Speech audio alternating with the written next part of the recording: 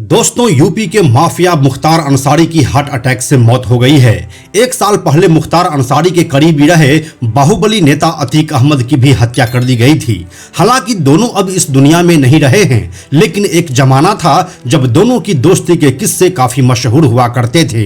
अतीक अहमद और मुख्तार अंसारी दोनों का ही क्राइम से गहरा नाता था और दोनों अपने आप को बाहुबली माफिया के रूप में स्थापित कर चुका था। पिछले 30 सालों से दोनों अपना साम्राज्य चला रहा था।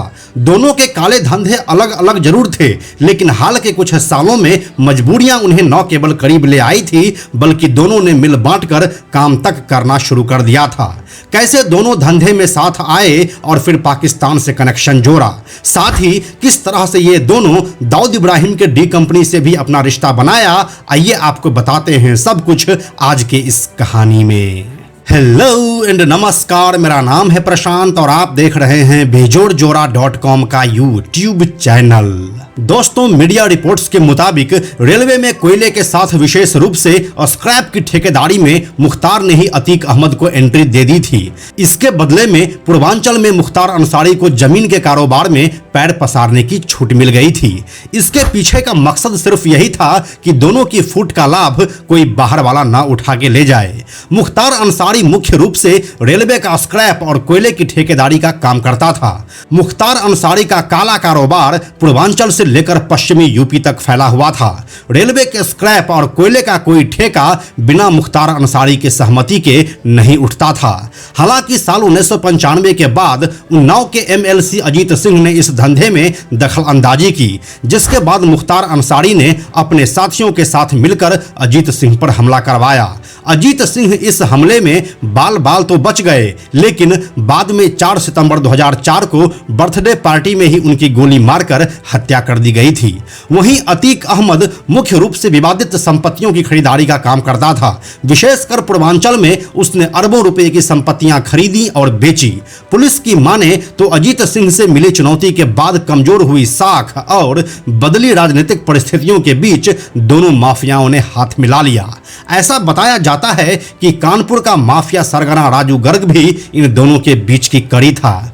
राजू गर्ग को वैसे तो मुन्ना बजरंगी गैंग का गुर्गा बताया जाता है, लेकिन वह भी रेलवे में स्क्रैप और लोहे के कारोबार की ठेकेदारी करता था।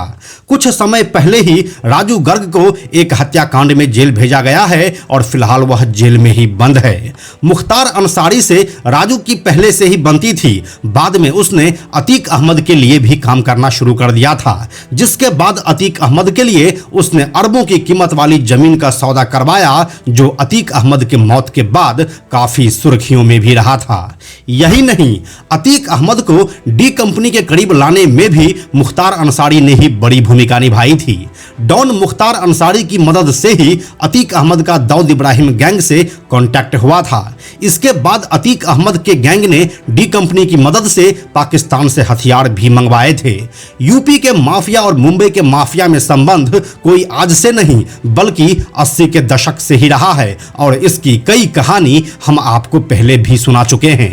डी कंपनी का मेंबर डॉन अबू सलेम मूल रूप से उत्तर प्रदेश के आजमगढ़ का रहने वाला है, इसलिए उससे अतीक अहमद का कनेक्शन कोई चौंकाने वाली बात नहीं है। मीडिया रिपोर्ट्स के मुताबिक जो जानकारी सामने आ रही है, उसके मुताबिक एक बार पुलिस पूछताछ में अतीक अहमद ने ही यह बताया था कि डी कंपनी से संपर्क करने में उसकी मदद मुख्तार अंसारी ने की थी। कुछ इस तरह से अतीक अहमद और मुख्तार अंसारी मिलकर पूरे उत्तर प्रदेश के माफिया वर्ल्ड को अंडरवर्ल्ड से जोड़ दिया था। इसका एक ही मकसद था कि लोगों के बीच दहशत का माहौल बनाकर अपना उल्लू सीधा किया जाए और यूपी के माफिया वर्ल्ड से लेकर पॉलिटिक्स पर अपना एक छत्र राज कायम किया जाए। लेकिन समय रहते ही उत्तर प्रदेश में सत्ता परिवर्तन होता है और इस राज्य के अंदर से माफिया का ट्रेंड खत्म होना शुरू हो जाता है। इसमें सबसे पहले छोटे मोटे गैंगस्टर्स और शूटर्स का नंबर आता है और फिर विकास दुबे, अतीक अहमद और मुख्तार अंसारी जैसे गैंगस्टर के ऊपर कानूनी कार्रवाई की जाती है। बीते 7 सालों में उत्तर प्रदेश का माफिया वर्ल्ड पूरे 180 डिग्री घूम चुका है और अब यह एक नए रास्ते पर भी आ चुका है। बाकी इसके बारे में आपका क्या सोचना है, हमें कमेंट में लिखकर जरूर बताइए। हम जल्दी मिलते हैं आपसे एक नए कहानी के साथ। यह वीडियो अगर आपको पसंद आया तो इसे लाइक और शेयर जरूर करें। आने वाले वीडियोज़ के लिए बेजोड़ जोड़ा को सब्सक्राइब करके बेल आइकन को टच करना ना भूलें। Thank you so much.